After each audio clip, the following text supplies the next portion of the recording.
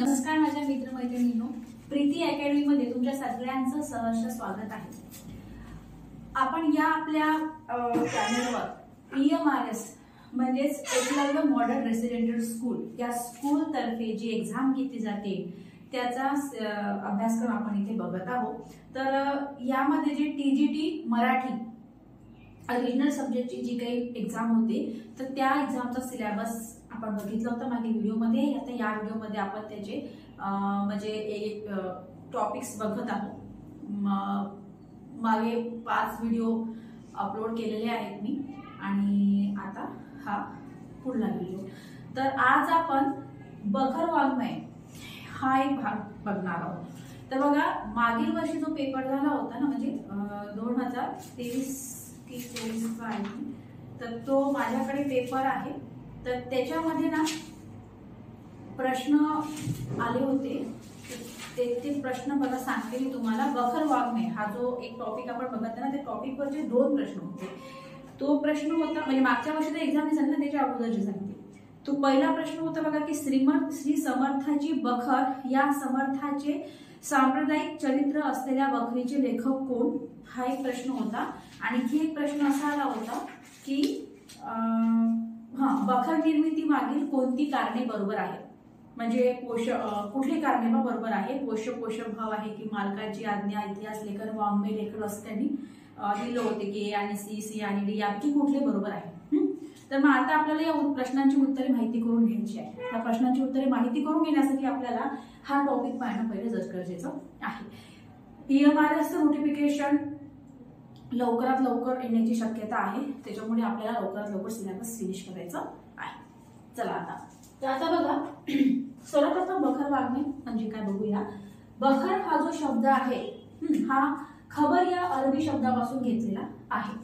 कोणतीही ऐतिहासिक घटना प्रत्यक्ष डोळ्यांपुढे घडल्याप्रमाणे बखरकार तिची माहिती सांगतो आणि या प्रकारामध्ये कलात्मक पद्धतीने कथन करण्यास बखरकारास वाव असतो। ही जी बखर आहे, बखर वाङ्मय जी आहे, तर या बखर वाङ्मयमध्ये कलात्मकरित्या ती प्रस्तुत केल्या जाते आणि निरनिराळ्या घराण्याच्या ज्या हकीकती आहे, भिन्न व्यक्तीच्या कैफियती आहे, यामध्ये सांगितलेल्या जातात। म्हणजे बखर वाङ्मयामध्ये सगळं इतिहास लेखन केलं जाते है ना, आणि कुठे एखाद्या समजा काही घडलं असेल, समजा तो वृत्तांत एक म्हणजे पूर्ण लिहिला जातो, त्याला बखर असे म्हणतात। आणि हे जे बखर लेखन आहे ना, हे प्रामुख्याने गद्यात्मक स्वरूपाचे असते। त्याला 1-2 अपवाद आहे, ते कुठले ते आपण आता बघूया।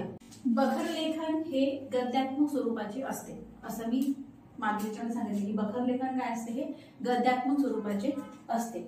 आता गद्यात्मक मजकूर जो राहतो तो गद्यापेक्षा जास्त असतो। बखर लेखनामध्ये गद्यात्मक मजकूर म्हणजे गद्य याच्यामध्ये ते जास्त प्रमाणात बदलते, परंतु केशवाचार्यांची एक माहींची बखर आहे ती याला अपवाद आहे, कारण की ती बखर गद्य पद्य मिश्रित आहे।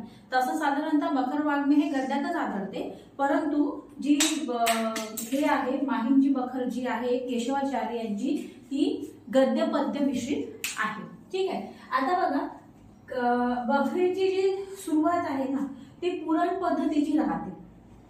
कोणत्याही घटनेचा वृत्तांत एकदम न सांगता प्रथम काय केलं जाते याच्यामध्ये की सृष्टीची उत्पत्ती देऊन निरनिराळ्या प्राचीन राज्याच्या वंशाची माहिती त्यामध्ये सांगितली जाते। सुरुवातीलाच एकदम कुठल्याही घटना, समजा या बखरीमध्ये कुठलीही घटना जर द्यायची असेल तर सुरुवातीलाच ती घटनेचा वृत्तांत दिला जात नाही। सुरुवातीला काय दिला जाते की प्रथम काय करतात की ते लोक सृष्टीची उत्पत्ती देऊन निरनिराळ्या प्राचीन राज्याच्या वंशाची माहिती त्यात सांगितली जाते।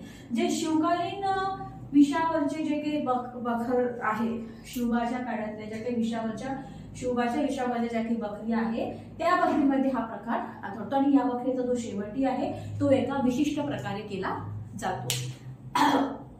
बखर वाङ्मय कसं असते माहिती का, नेमकं हे गद्यात्मक स्वरूपाचे राहते आणि याचा जो पुढचा भाग आहे तो आता आपण बघूया। बघा, बखरकारांची जी काही निवेदन पद्धती असते ना ती खूप चांगली असते, खूप ओघवती असते आणि त्याच्यामध्ये ते म्हणजे म्हणी झालं, अलंकार झाले आणि खूप चांगल्या प्रकारचे सुभाषिते वगैरे यांचा ते तिथे उल्लेख करतात। त्याच्यामुळे ती त्यांची जी बखर आहे ती खूप चांगल्या रीतीनं म्हणजे चांगल्या रीतीने लिहिल्या जाते आणि त्याला आपण उदाहरण म्हणजे भाऊसाहेबांची बखर.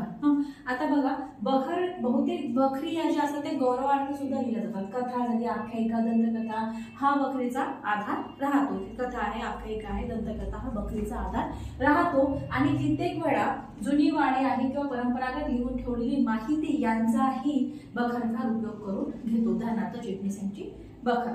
आणि संगतवार इतिहास हे सुद्धा बखरीचे एक वैशिष्ट्य आहे. ठीक आहे.